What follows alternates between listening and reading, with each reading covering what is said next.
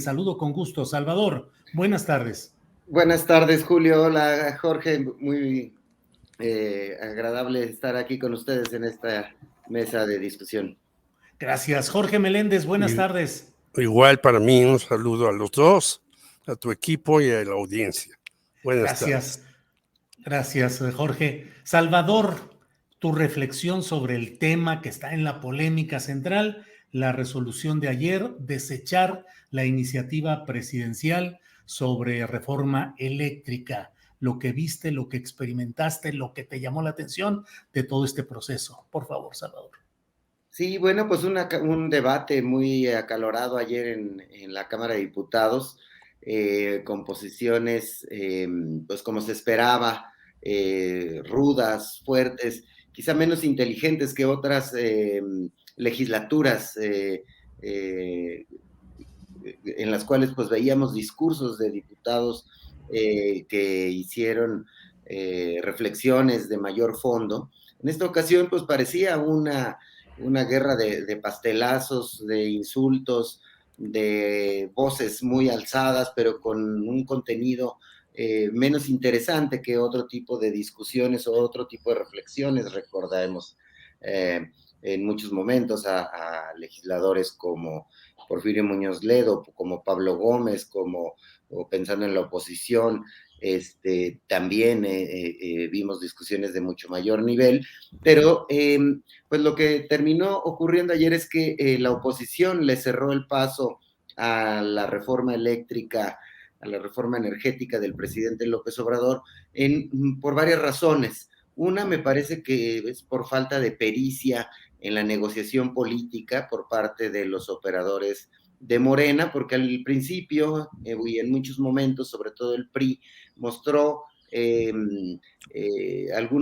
tiró algunos lazos de que podía negociar, de que podía ceder y apoyar esa iniciativa del presidente López Obrador, y uno de los asuntos que obstaculizó que esto ocurriera es que dominó dentro del grupo de Morena el ala de los duros, que no supieron poner puentes de negociación para poder sacar adelante una reforma que era muy importante para el presidente López Obrador. Algunos la están leyendo como el fracaso más grande de la administración de López Obrador, otros no, hay otro tipo de lectura.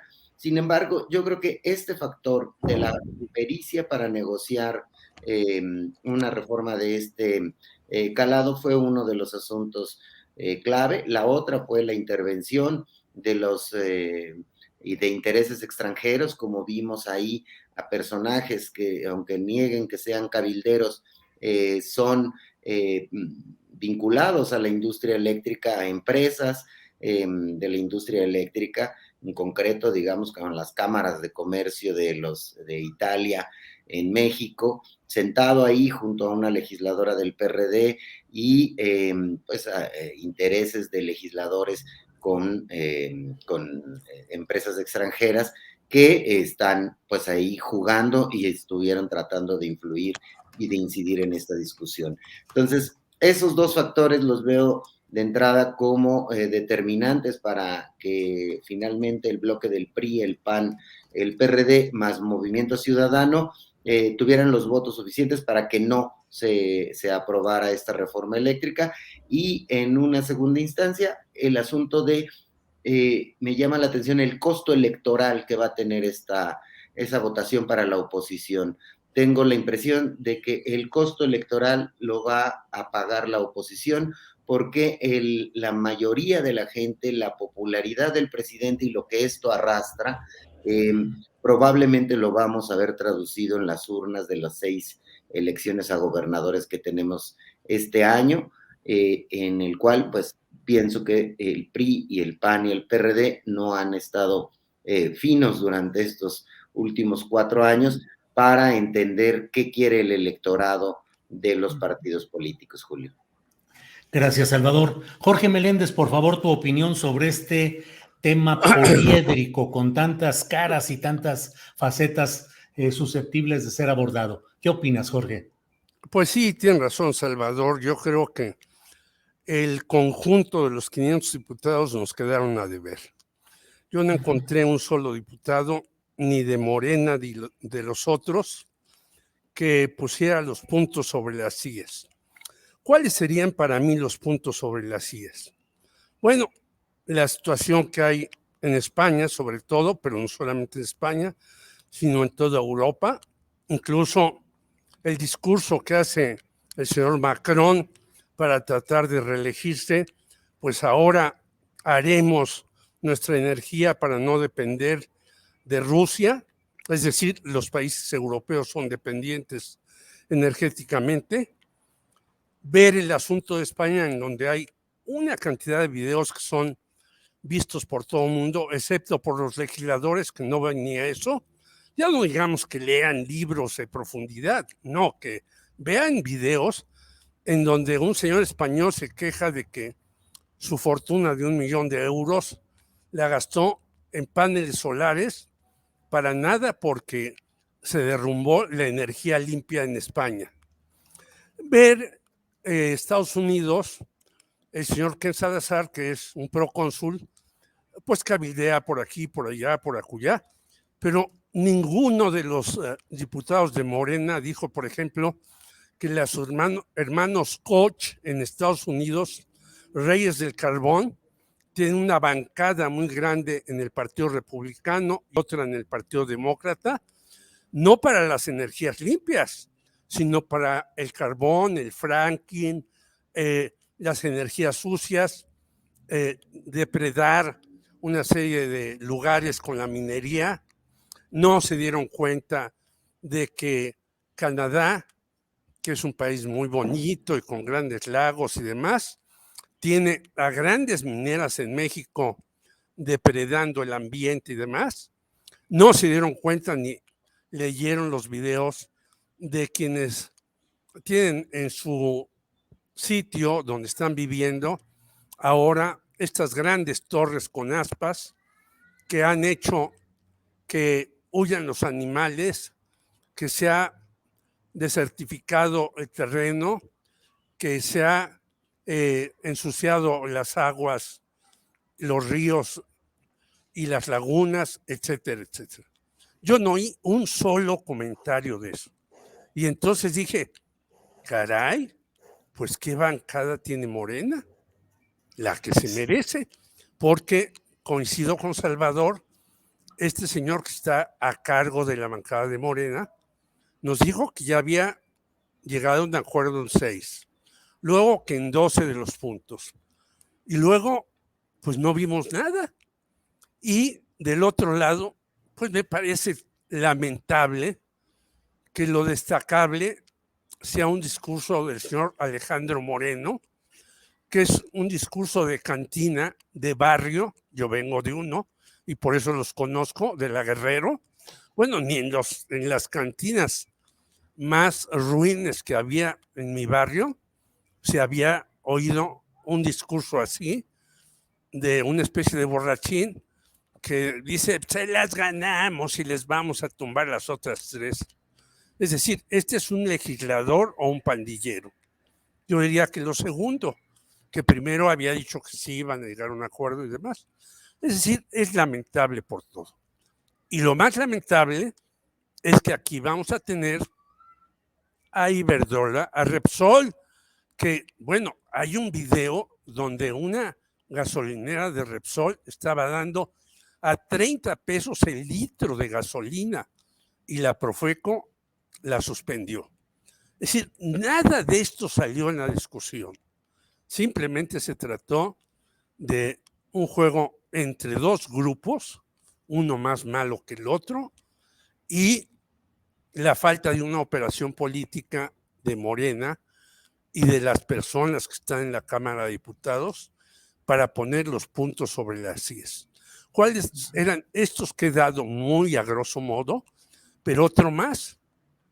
Quiere decir que no se aprueba la reforma y entonces va a haber energías limpias, empresas españolas e italianas que cumplan con sus propósitos, empresas estadounidenses que sí hagan el trabajo para que tengamos mayor gas, gasolina, ¿no?, a precios más bajos, pues no, vamos a estar peor.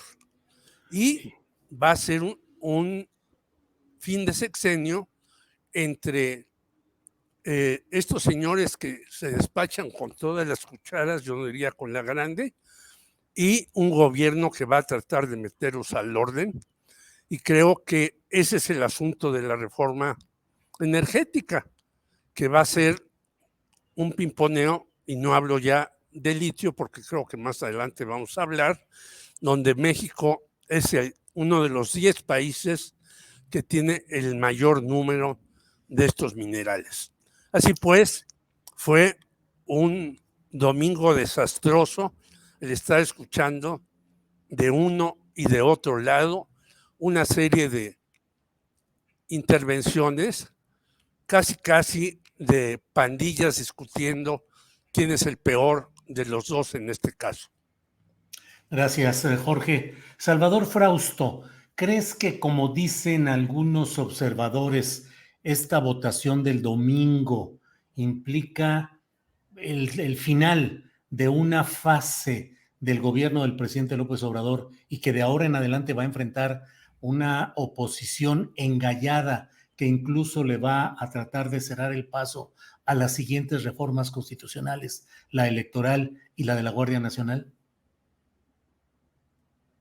Tu micrófono. Cierto. Sí, me parece que va por ahí. El presidente mismo lo dijo esta mañana, que cuando le preguntan si va a lanzar otro intento de reforma energética o eléctrica, y dice, bueno, eso ya le tocará a mi sucesora o a mi sucesor.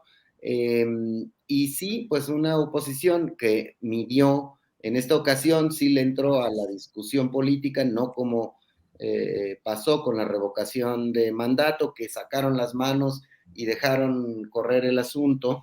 A mi parecer es un error. Dejar de luchar en política pues no es la estrategia más adecuada, sobre todo si sí tienen herramientas pues de discusión. Entonces, ¿qué viene hacia adelante? Se ve muy difícil que la reforma para que la Guardia Nacional quede formalmente inscrita dentro de los parámetros de la Sedena, que es también una reforma importante del presidente, obtenga los apoyos necesarios. Y la más complicada, que es la reforma electoral, pues ya se está anunciando desde hoy mismo y desde antes de esta discusión que hay un frente opositor que va a defender la manera en cómo se ha organizado las autoridades electorales, el INE, el Tribunal Electoral, que ha sido básicamente una repartición de posiciones de poder dentro de estos organismos llamados autónomos o desconcentrados. Ahí, en esa guerra contra la cuestión electoral, se van a cruzar además pues otros tipos de intereses, los llamados intelectuales, ciertos medios de comunicación, muchos opinadores y académicos que están de acuerdo en cómo se está manejando el INE hasta estos momentos y el Tribunal Electoral. Ahí va a ser muy difícil que pase. Es más, el PAN adelanta una serie de tópicos que tendría una reforma electoral que ellos empujarían, que sería la segunda vuelta electoral, que sería obligatoriamente que tengan elecciones primarias los partidos políticos, y pues son reglas que pueden beneficiar a la oposición ese tipo de discusiones. En cambio, del otro lado, Morena plantea en su capítulo, digamos, más atrevido, el asunto de elegir a los consejeros democráticamente por medio de votos de los ciudadanos. He expresado, me parece que la semana pasada, que a mí me parece que debería haber un modelo híbrido en el cual los diputados tengan alguna participación en la elección de ternas, de perfiles adecuados para estar en los puestos de consejeros electorales o de magistrados electorales, y después ir a una votación en el que la gente pueda conocer quiénes van a ser los árbitros de las elecciones.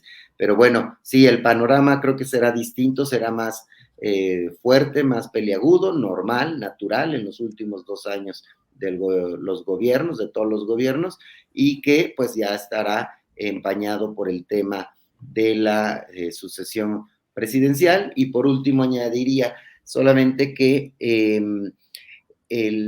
depende de cómo le vaya a los partidos en estas elecciones de este año, en esas 6 gubernaturas y en las elecciones del próximo año, nos van a ir dibujando con mucha mayor precisión dónde está la simpatía de la gente y hacia dónde debe jugar cada uno de los partidos, y por ahí no debería extrañarnos si vuelven a tomar fuerza dentro de Morena las posiciones más negociadoras, las posiciones que han sabido tender puentes con la oposición o con los problemas políticos del país.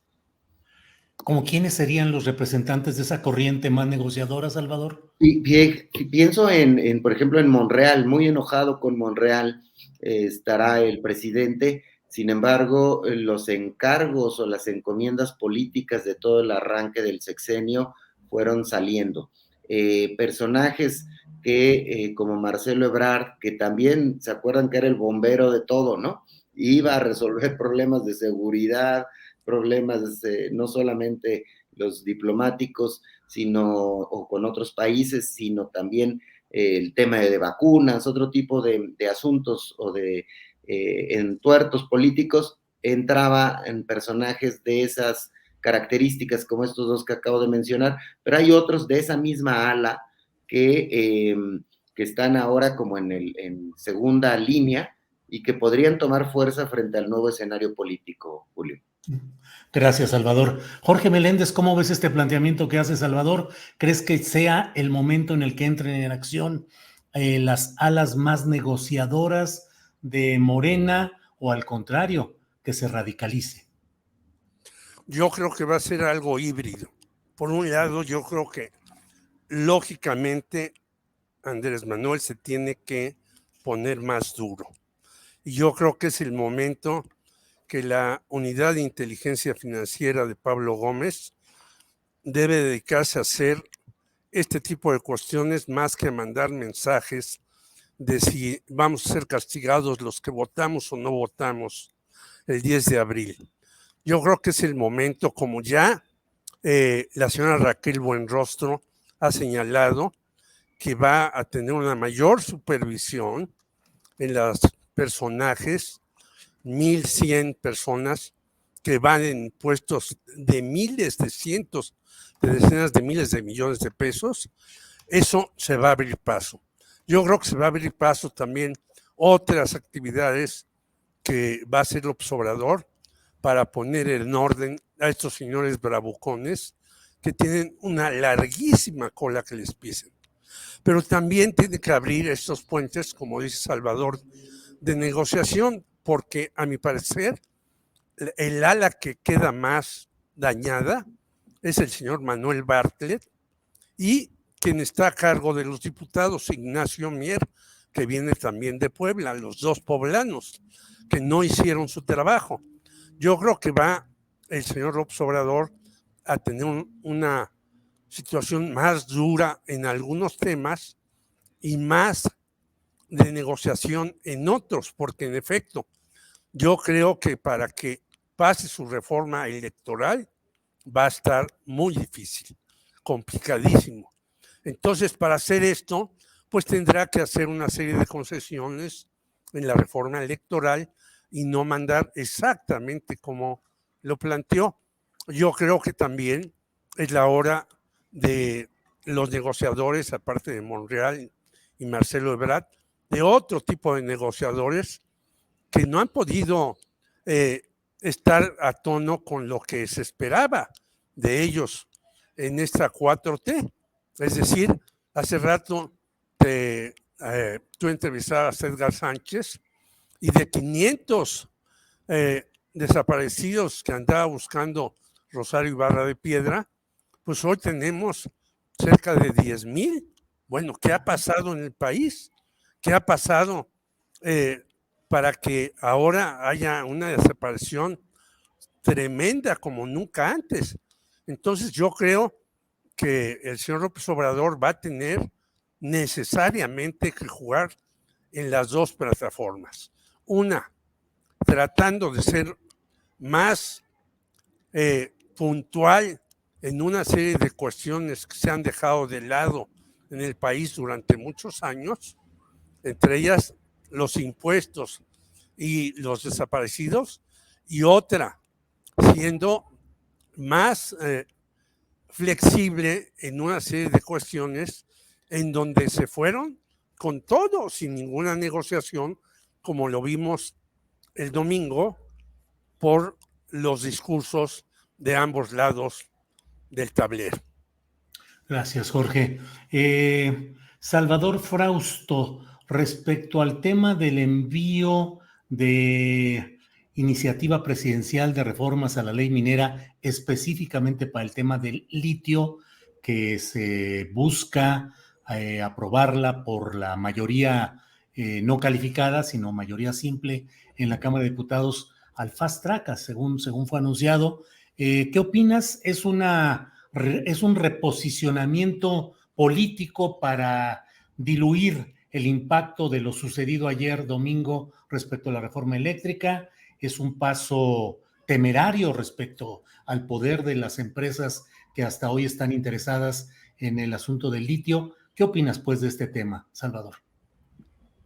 Sí, la fue preparando el presidente, lo fue anunciando en los días previos a la votación de la reforma eléctrica, un poco calculando que ya, o seguramente calculando que era muy difícil sacar adelante la reforma, aunque probablemente sí la habrán peleado hasta el final, como pareció la discusión de ayer, pero sí, esta es un parche, aunque es un parche necesario, y políticamente necesario por la protección de los bienes nacionales que hace el presidente, y también necesario en lo político, porque la percepción de triunfo en una batalla política por parte de la oposición, pues tiene que combatirla de alguna manera. Esta propuesta, que es crear un organismo autónomo, que dependa probablemente, según ha explicado,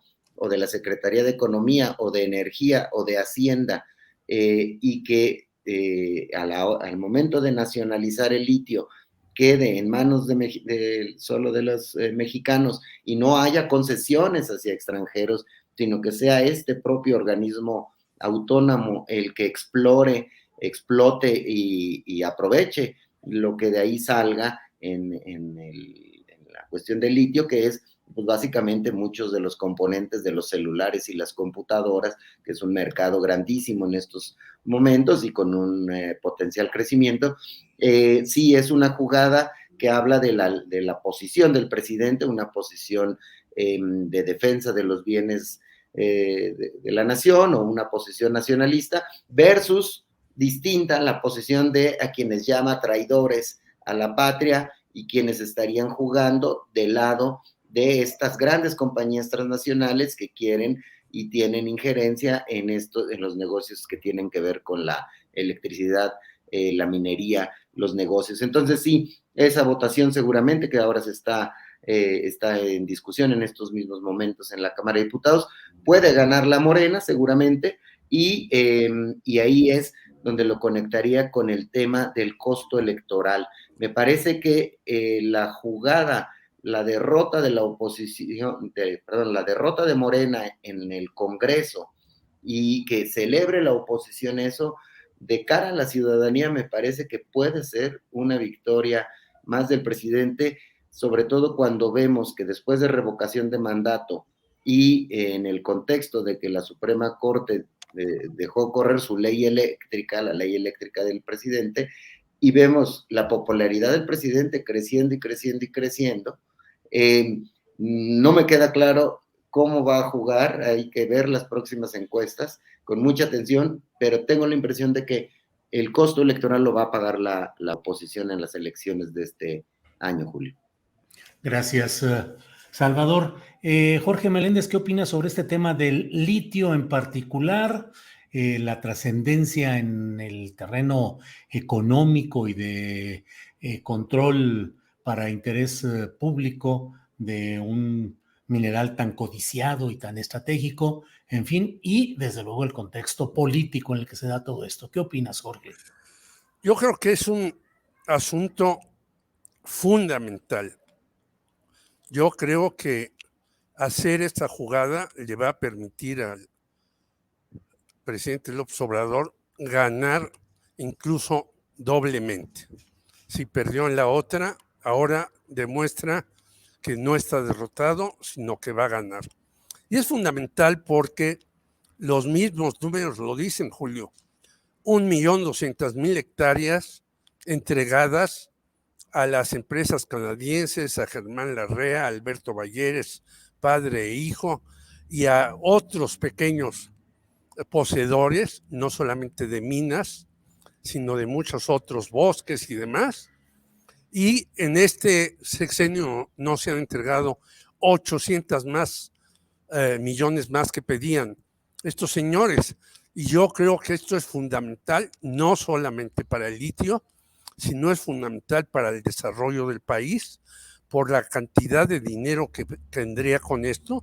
No hay que olvidar que el señor Elon Musk dijo, yo compro litio donde sea, esa es su fuente de enriquecimiento, que es ahora el millonario más grande del mundo, sino que nosotros tenemos una cantidad importantísima que si las damos a las empresas, ya hay algunas en Sonora que tienen eso, pero tenemos litio hasta en Puebla y en otros lugares que no se ha concesionado. Yo creo que es una jugada maestra del presidente para recuperarse de este golpe, que si alguien lo está festejando alegremente, se está equivocando de manera rotunda.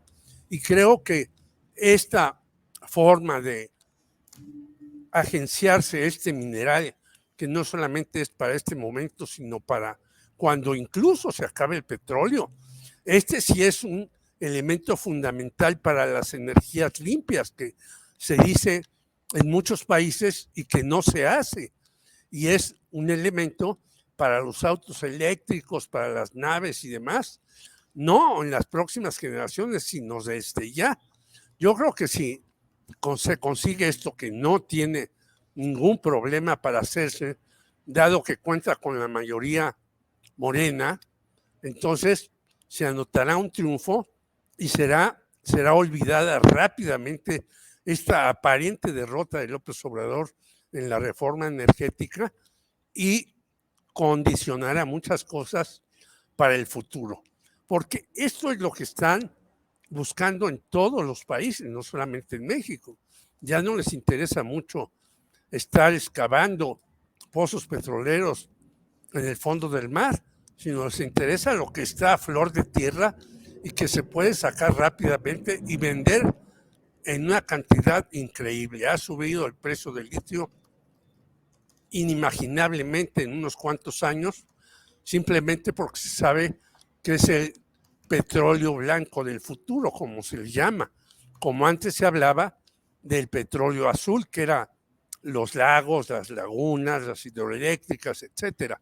Es pues un material indispensable ahora y para el futuro, y si se aprueba esta ley del señor López Obrador, será un éxito rotundo. Gracias, Jorge. Salvador, pues estamos a los postres, es decir, en la parte final de esta sección, así es que te pido lo que desees agregar, el tema que creas conveniente. Somos todo oídos, Salvador.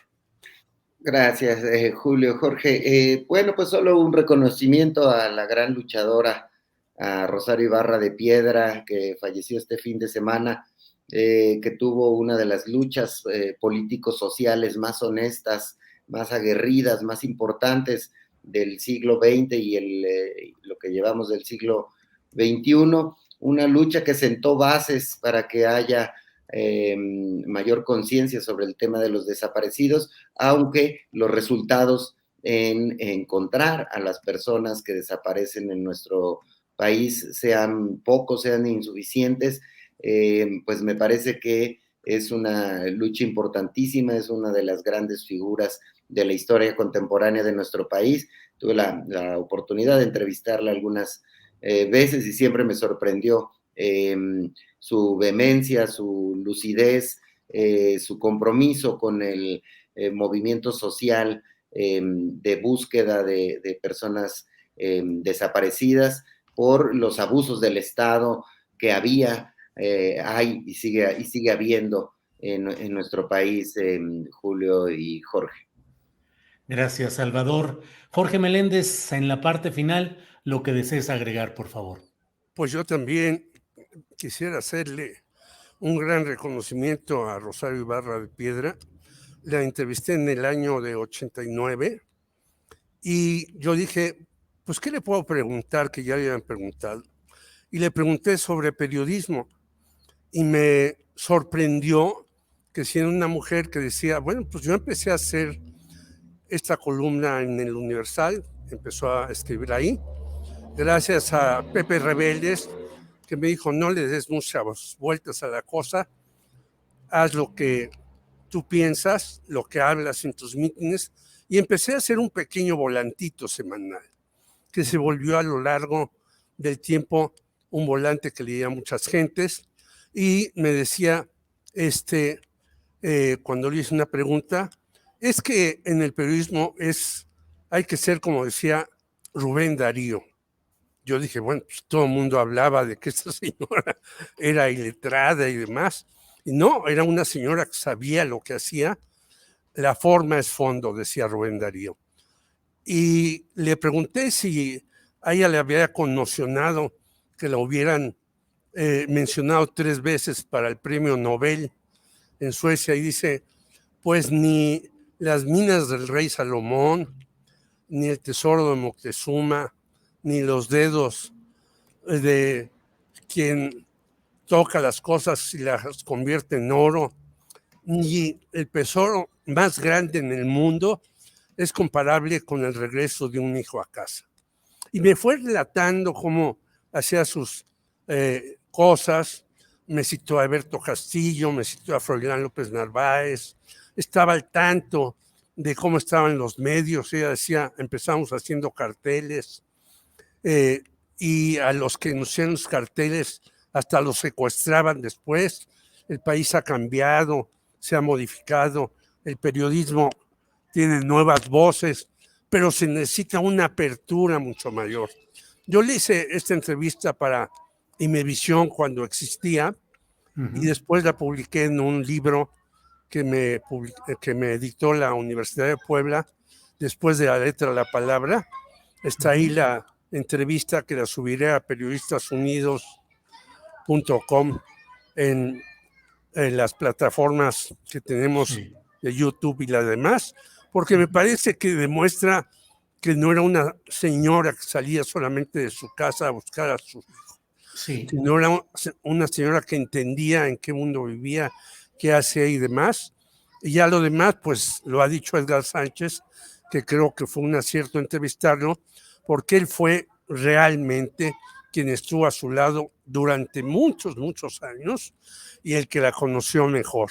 Igual que Pepe Rebeldes, que fue el quien la animó a que publicara en muchas partes, y entonces ella habla del periodismo en esta entrevista que yo le hice, y la recuerdo con un gran cariño y con una enorme tristeza por su fallecimiento. Gracias, Jorge. Salvador Frausto, pues llegamos al final de esta mesa que tenemos los lunes, así es que muchas gracias y pronto nos veremos, Salvador. Sí, pues que tengan muy buena semana, Julio y Jorge, y también para la audiencia. Hasta pronto. Muy bien. Gracias, Salvador. Jorge Meléndez, muchas gracias y buenas tardes. Grandes abrazos para Salvador, para ti, para tu equipo y para los que estuvieron con nosotros, y esperamos sus cariños o sus también reclamos. Para eso estamos los periodistas. Un abrazo. Gracias. Hasta luego.